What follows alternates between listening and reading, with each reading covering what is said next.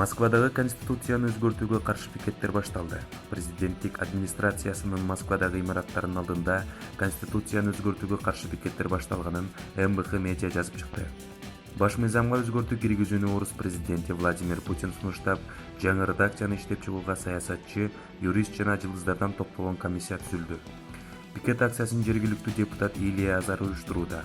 Ал өзүнүн Фейсбуктагы баракчасына Путин конституциялык алмашууну жасаганын жазып чыкты. Мыйзамга ылайык жалгыз пикеттер бийликтен уруксат алууну талап кылбайт. Дагы бир жергиликтүү депутат Юлия Галямина Путиндин өзгөртүүсүнө каршы чыккандарды жекшемби күнү пландалып жаткан бирдиктүү жүрүшкө чыгууга үндөдү. Ал арада бийлик жүрүшкө чыккандарды мыйзам бузуу катары абалай турганын эскертти.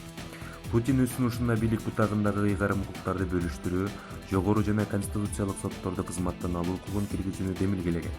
Бул 1993-жылдагы конституцияны кабыл алуудан берки Орусиянын тарыхындагы эң чоң саясий реформа болуп калмакчы.